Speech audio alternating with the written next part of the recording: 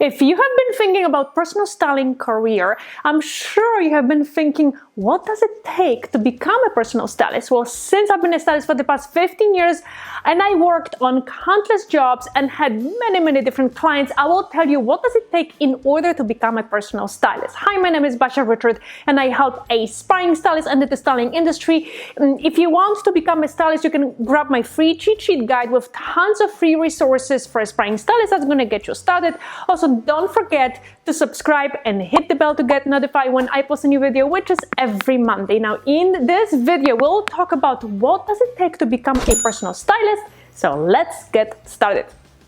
So first of all, what is a personal stylist? So a personal stylist offers advice on trend, style, colors, body shapes, and work with individual clients. And I like to say that a personal stylist styles regular people, so anyone and everyone can hire a personal stylist if you're looking, to upgrade their client wardrobe, or if you don't know really what colors or what silhouettes they should wear. So now, if you are not sure what is the difference between a personal stylist and a fashion stylist, you can watch this video and I will link it in the description below. So let's start with a tip number one, which is your experience. Now, I've been asked this question so many times. Do I need a lot of experience in order to become a personal stylist? And I always say yes and no. Now, I'm sure that you don't want to hear that answer, so let me give you an example. So let's say that you want to become a, heart surgeon, right? Well, in order to become a heart surgeon, you have to go to med school, then you have to do residency, work in a hospital for many years, and you might have to become assistant to surgeon, in order one day to do a heart surgery, right? So if you are in a surgery room, right, and you connect, let's say, artery in the wrong way, it's example, I'm not a surgeon, never went to med school, just giving you an example, the patient is going to basically die, right? Now, as a personal stylist, you don't need to spend years in college assisting a stylist in order to help upgrade your client's wardrobe. And if you suggest unusual color combination, maybe unusual silhouettes, the worst case scenario, your client won't like it, right? And you can just all move on. So as much as experience is helping your job better, a client will hire you because they trust your instincts and your fashion sense. So in order to gain experience, you need to have to start styling clients. Otherwise, you won't be able to gain that experience that you need. You have to remember that you will be gaining experience throughout your career because every client will be different. Every client will have a different style, a different budget. So until you start working with real clients one-on-one, you won't be able to get that experience that you need. Now, remember, even though you might not have any experience going into this industry, you are not conducting a surgery, right, on an open heart, and the patient won't die on the table because you didn't connect all those tubes together. Again, I'm not a surgeon. So, even if you go into this industry without an experience, your client is not going to notice that you're not shopping according to a specific rules or anything like that. So you don't have to follow any specific fashion guidance in order for your client to have a new and upgraded wardrobe. Tip number two, knowledge. Now, what type of knowledge do you need in order to become a personal stylist? Well, you need to know everything about body shapes, colors, measurements, style, how to dress different type of shapes, either petite and plus size. Also, you need to be amazing with shopping and have knowledge on different brands, stores, designers. So then you can suggest certain brands and designers to your clients. Now, you don't need to spend years studying it, right? So you just need to learn the basics and start styling immediately. Like I said a moment ago, experience is important.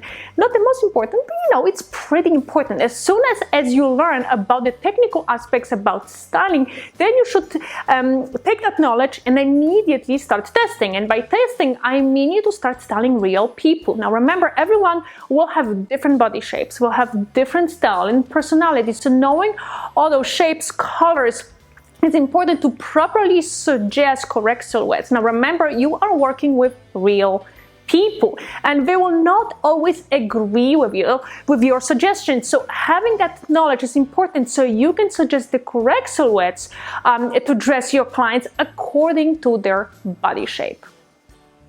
Tip number 3, your personality. Now, you would be surprised how many people hired me in the past because they like to spend time with me. Not that I'm like super funny or anything like that, but personality is super important while connecting with your clients on a personal level, and it's as important as how good you are as a stylist. So think of it this way.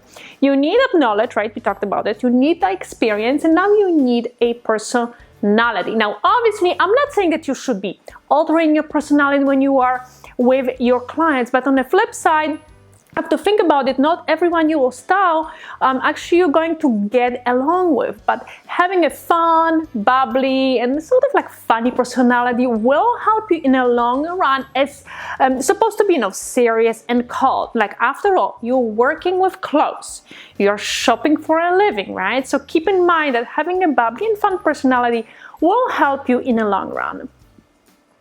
Tip number 4, you need to have people skills. Now, since you'll be styling regular people, it's important to know how to have certain people skills. Now, the most important thing I always keep in mind is to be respectful and gentle with my clients. So since you'll be going through their closet and their wardrobe, you have to be as diplomatic as possible with them. And trust me, now, I had to bite my tongue so many times because some of those clients own the most hideous clothes. And trust me, if I have said what I really think about some of those looks they own, they would never probably want to work with me ever again. So it's important to simply explain why certain looks are either outdated or too mature. So some of your clients want to have proper knowledge about what designers will fit the personality, or they will wear wrong colors. So you have to keep in mind to use diplomatic words that will describe their wardrobe. So now, for ugly clothes, you can just say, those clothes are dated. For cheap clothes, you can say, let's upgrade to a better silhouette. You want to make sure that you are educating your clients all the way without using harsh words. Now, don't point out also their fashion mistakes, their faux pas. I always try to be as gentle as possible, even when a client tells me that I can be as honest as I want. I always, keep my mouth shut and use words that won't hurt their feelings. Tip number 5, you need to have a business mindset. Now, a lot of stylists simply fail simply because they don't treat this industry as a real business. Now, as much as it's fun to work with clothes and get paid to shop, this is a real business, right? And not some sort of a fun game with clothes. Now, remember, you have to be professional. You're working with people who pay for your services. Until you start thinking like a business person, you might have really hard times surviving in this industry. Now, others businesses, your main focus should be on selling your services, meaning getting new clients who will buy your services. Now, you should have an Instagram or a Facebook account where you can give a lot of advice to your potential clients and gain the trust so they can eventually hire you. You should also network as much as possible in order to meet new people so you can turn them eventually into clients as well. So the most important fact is that you shouldn't think that since you are dressing people, it's all fun time, right? Yeah, it is fun, but the most important is that it's a business and you are running, and that's how you are supporting yourself. So having a business mindset is pretty important. So now you know exactly what it takes to become a personal stylist. If you want to learn more, don't forget to grab my free cheat sheet guide with tons of free resources for aspiring stylists. I will link it in the description below. Also, don't forget to subscribe and hit the bell to get notified when I post a new video, which is every Monday. Thanks so much for watching, and I will see you next week.